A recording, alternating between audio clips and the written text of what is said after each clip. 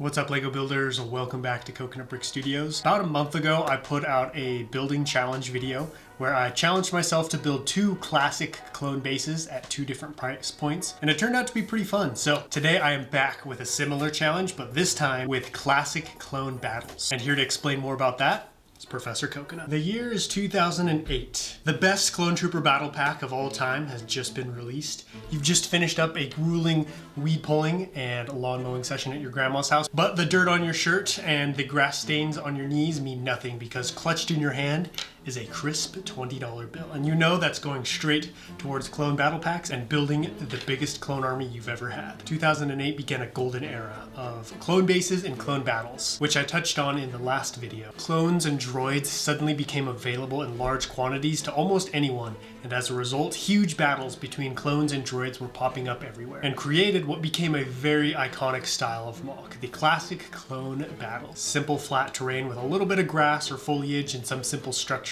on it with lots of exposed studs. But all of this mattered very little because it was all there merely to hold the epic struggles between clones and droids. So in today's challenge, I'm going to replicate that style and build 2 large clone bases, one at $200 and $350. So go ahead and put on those nostalgia goggles, execute Order 66 on that like button, and let's get started. I'm using my Imperial MOC to start the first battle.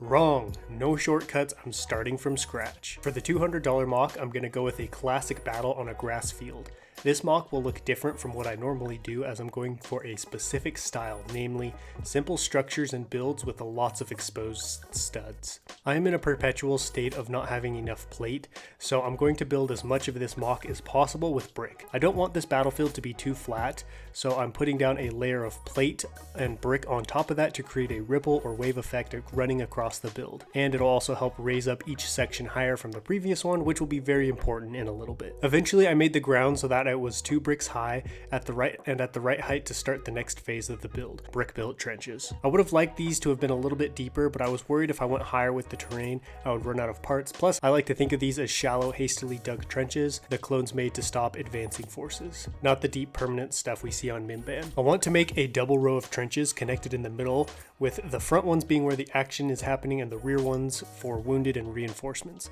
I was running out of reddish brown plate, so I threw in some medium nougat as patches of wet clay or something of that nature. I'm lining the trenches with walls of slopes and bricks with some brown plate on top of those to represent dirt that's spilled out of the freshly made trenches. I'll have little mounds or walls separating the trenches, and you may be wondering why I do that instead of just making one big trench, because I think this looks cooler. Now it's time for the back where the small clone command center will be. This area will be very easy because I want the ground to be flat, and unfortunately I ran out of brown slopes, so this back trench wall is going to be dark tan. Leave it to me to sneak dark tan into one of my MOCs somehow. Who doesn't love watching a grown man throw down some brick in a time lapse? This is basically visual ASMR. Building stuff like this has always been so satisfying. Maybe I should remarket the whole channel into Lego ASMR videos. Lego deals. The body of the MOC is finished and it's looking good, but it's a little naked and needs some detail. One of those being a set of stairs leading out of the trench, because I realized I built the trenches and then didn't give the clones any way to climb in or out of them. After correcting my mistake, I began to work on the command post. I wanted it to be dug into the ground a little and have all kinds of command post accessories, especially a hollow table. And the great Commander Raptor, 11-year-old Ethan made back in the day, with some blue paint. Protecting the leaders are a couple of barricades with a giant machine gun, and some fences because nothing stops a laser bolt like Lego skis. Now it's time to populate the trenches with hordes of animated clones, to fit the theme and an explosion in the middle. And you can't have a Naboo MOC without using grass pieces. It gives flat terrain an automatic level up, and in smaller patches isn't hard to set up even with my thick fingers. Lastly, it's time for the droids, and they are getting some serious armor this time around. Every time I have to position droids, I wish Lego would give us some articulating legs for them. I mean, it's only been 20 years since they were first released, might be time for an update. This MOC turned out pretty good, very reminiscent of the old battles I'm sure we all built growing up, as the clones desperately try to keep the droids from overrunning their position, and if they don't do something about those tanks pretty soon, they probably won't last long. This MOC came in over budget at $220-ish, but who knows, I could be way off as I did the calculations pretty late at night and my math is bad enough during the day. Both the Snail Tank and Republic Fighter Tank are Lego sets, but the AAT is a custom build designed by the talented Mr. Idler. Some of the trench walls looked pretty bad where I was running out of brown slopes, and I can't tell what's worse, the dark tan trench wall or this mohawk. I want to go even bigger with this next mock, but instead of building outwards in true coconut fashion, I'm building up. I want to do a droid cliff base on Ryloth. I know everyone at home is groaning because they have to sit through another dark tan build, but hey, at least you aren't the one who has to build it. Because I'm building up this time, the base of the mock is relatively small, and so I'm going to freeform it, which turned out to be a real struggle for me, and I realized it's probably due to all the long flat stretches on the sides in front of this mock, which are not conducive to the freeform technique, because it's better suited to smaller, rounder builds with lots of corners and angles that can be covered up by clever patterns of slopes and bricks. Now to plate off the top. These 16x16 plates are honestly some of the most useful parts in my collection. I know they're expensive, but if you can get your hands on some of them, they will be worth every penny, especially if you want to start building larger mocks. Now it's my time to shine and do what I do best. Build large rock walls out of beige colored bricks. This will be quite the process, as I want this to be very tall. Tall enough, in fact, to fit a large door and a landing pad above it. I've really come to enjoy building rock walls, and if any of you are interested in my techniques or thought process, I will put a link to my rockwork tutorial at the top of the video. Now that I have a chunk built, I want to lay out the doorway so I can start on the other side. This is no tiny emergency exit, but a full-size door big enough for lots of droids to move through at once, and even small vehicles.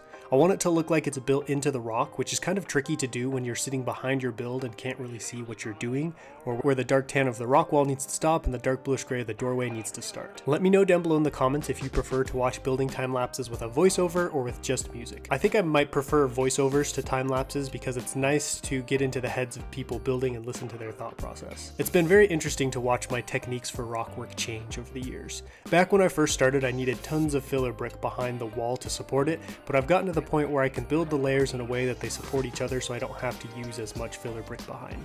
But I also haven't had to build anything like Kato or Utapau in a while that needed to bear a bunch of weight. Speaking of Utapau, I'm adding a small landing platform towards the top of the wall, just big enough to hold a separatist shuttle. You guys know what to expect, as I have built these a million times, but man, I love a good landing platform. I decided to add this because I knew I wanted to build a base in a cliff wall, but I didn't want it to be just a door in a wall. So I was thinking about adding an artillery gun emplacement at the top or a landing platform, and the latter seemed more doable. And since I am knee-deep in classic coconut building techniques, I might as well add one more, and that is the tapering technique that I use to make it look like the rockwork continues upward out of the mock. I have had people say they don't like this technique, and that's fine, but I do wonder what is the alternative? Just leave everything flat on top? Alright, it's time to bring this shell of a build to life, especially the ground floor. But, in keeping with the simplistic nature of the classic clone battle, I'm not going to do too much to the terrain, just adding some small mounds of wedge plates and tile with some olive green plants on top. Just enough to make this terrain look a little bit more realistic and not like it just came out of a Minecraft server. Typically with these challenge videos, I put out mocks that are not what I would consider great mocks, in large part due to the limitations I give myself, but I genuinely think this one turned out pretty good. Clones and a Republic fighter tank are fighting a horde of droids spilling out of the base, while up above, a gunship is bringing in troops to storm the landing platform occupied by droids and a separatist shuttle. Full disclosure, I have never attempted to calculate the price for a mock this big without receipts. I came up with a very rough estimate of over $360, which may not seem like a lot for a mock of this size, but that is including the vehicles. One of the struggles I have when building these mocks on camera is the camera takes up prime real estate in front of the mock, so I have to build behind it, and as a result, I almost always end up with little gaps or holes, but we can just pretend those are little caves for animals. Man, talk about reliving the glory days. I have now completed a classic clone base challenge and a classic clone battle challenge. Now all I need to do is make them as stop motions and the trinity of old school LEGO Star Wars videos will be complete. I think I enjoyed this one more, even though the base challenge might have had more to look at and enjoy, but you can't deny the droid cliff base is, as the youth would say, pretty lit, yo. Let me know in the comments which challenge video you enjoyed more, as well as what I should do for my next building challenge, and I will catch you in the next one, but until then, happy building.